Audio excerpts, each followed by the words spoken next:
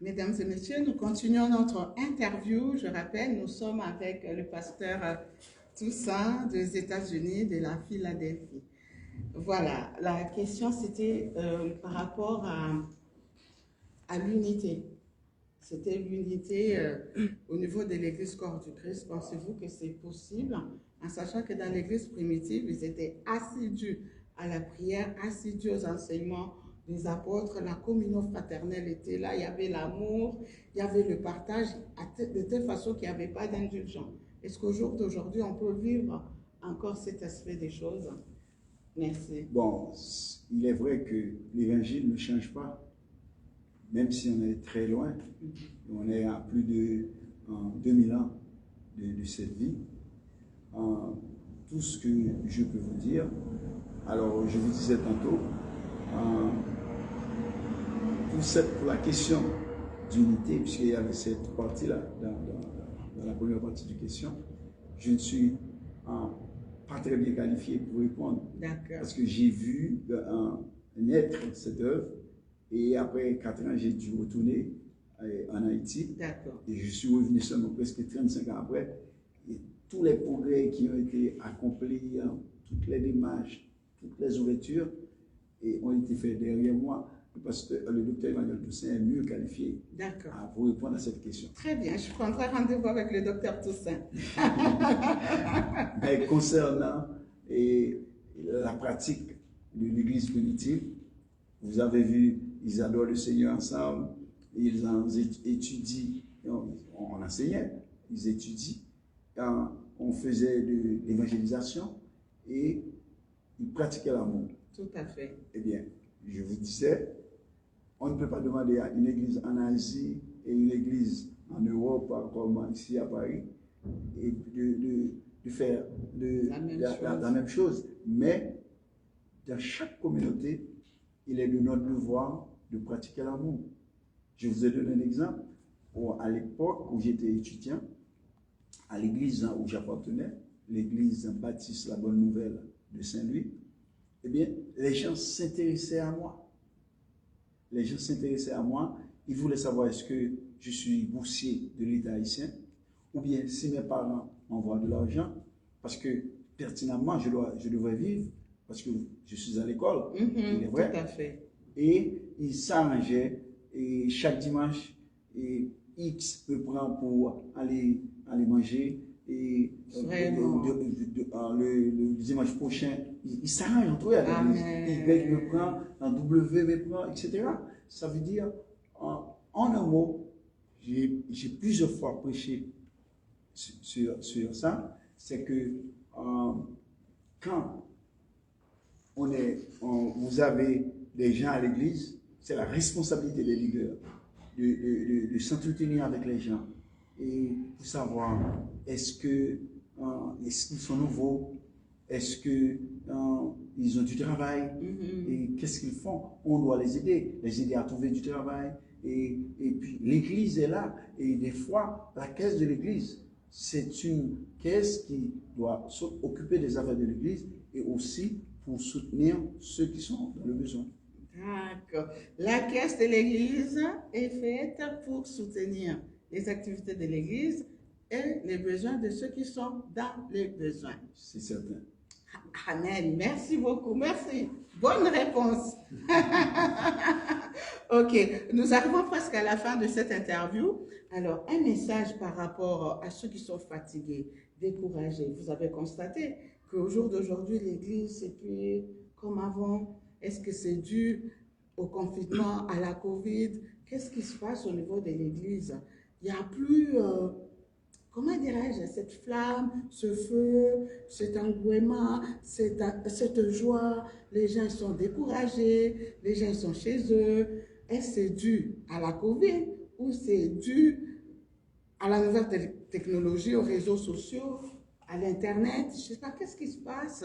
On ne sait pas. Un mot par rapport à tous ces gens qui sont restés chez eux, qui suivent tout dans les réseaux sociaux, et qui ne se déplacent plus, ou qui en ont marre.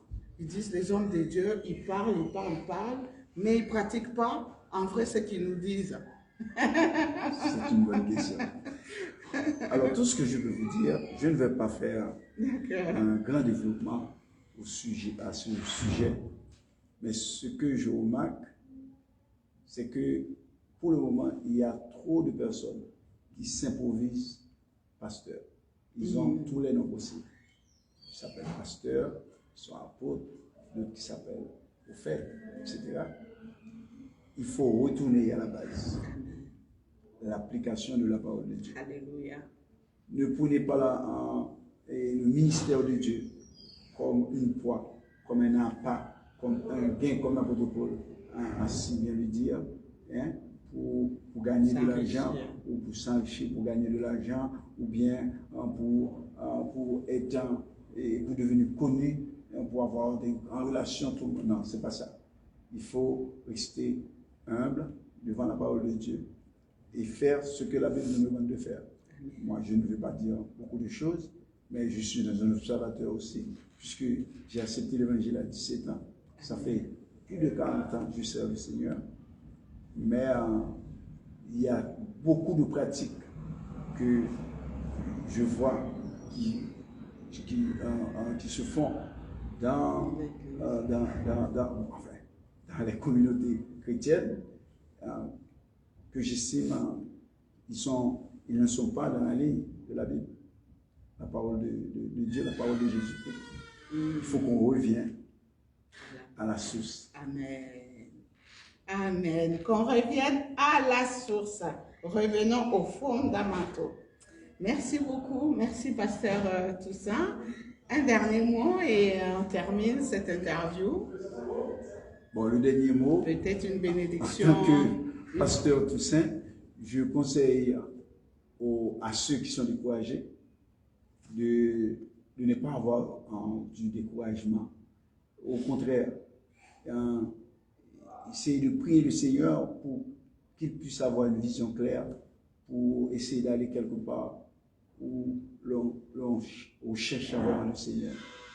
Parce que il ne faut pas suivre ceux qui nous donnent du dégoût, mais penser à éviter l'enfer et une âme à sauver. Amen. Nous livrions tôt ou tard. Jésus-Christ viendra. Il est en nous. Amen. Nous devrions mettre notre devoir au propre, à savoir rechercher le Seigneur, accepter Jésus-Christ, parce que c'est ou bien on est sauvé, ou bien on va en enfer. Il n'y a pas on ne peut pas le faire à moitié. C'est tout ou rien. Avoir Jésus-Christ ou rien. Il ne faut pas faire semblant ou bien d'être. On ne peut pas, la source ne peut pas couler deux eaux. On est pour Christ, on est contre Christ. C'est tout ce que je peux vous dire. J'encourage tout le monde à rechercher le Seigneur, parce qu'il viendra certainement et nous aurons à répondre de ce que nous avons fait de cette vie. Amen. Merci beaucoup. Merci, Pasteur Toussaint. Merci beaucoup. Et bien aimés, nous sommes arrivés à la fin de notre interview. Merci de nous avoir suivis. Vous étiez en direct de la RTP Paris, Radio Télé Puissance Paris, avec votre humble servante Priscilla Kibissoa. Alors, nous avons été bénis. N'ayez pas honte de l'Évangile. N'ayez pas honte de l'Évangile, car c'est une puissance pour le salut de quiconque croit. Tel a été le message de ces 4 jours de la 38e conférence annuelle de l'unité des missions à l'Église baptiste chez le docteur Toussaint, que je salue. Toutes nos félicitations, docteur Toussaint, pour la réussite de cette grande activité. Voilà, alors je rappelle à mes bien-aimés, à nos bien-aimés, notre 2e édition de la conférence charismatique et prophétique qui aura lieu le 10 septembre, donc le samedi prochain, à Gallieni, à la porte de Bagnolet, au métro Gallieni, juste au terminus de la ligne 3. Pour ceux qui sont véhiculés, juste à la sortie, vous trouverez l'hôtel Campanile en sortant de l'autoroute. Alors, venez nombreux, le Seigneur va encore une fois nous faire du bien. Venez célébrer Jésus-Christ, le roi de Rois. Nous sommes là pour vous accueillir. Comme vous le savez, le thème c'est comment trouver mon chemin, comment trouver ma vérité, comment trouver ma vie. Et à l'animation, nous aurons encore une fois notre frère adorateur David Mabilou. Voilà, soyez bénis, bénis, bénis, bénis.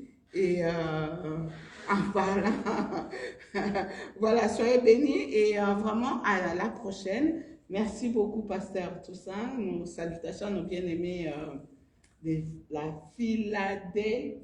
La ville de Philadelphie. Yeah. La communauté s'appelle Philadelphia. Non, alors je viens de la ville de Philadelphia, Pennsylvania. D'accord. Et mon nom, c'est Pasteur Lutner Toussaint de l'église évangélique baptiste haïtienne de Philadelphia, dirigée par le senior, par le pasteur Christian César, le docteur Christian César. D'accord. En tout cas, merci beaucoup, homme de Dieu. Nous avons été bénis par votre intervention. C'était tellement riche, riche, riche. Merci beaucoup et on espère vous revoir très bientôt. Vous repartez déjà ou vous... Non, je suis là encore pour une semaine. D'accord. Okay. Merci beaucoup. Que le Seigneur vous bénisse. Merci beaucoup. Merci.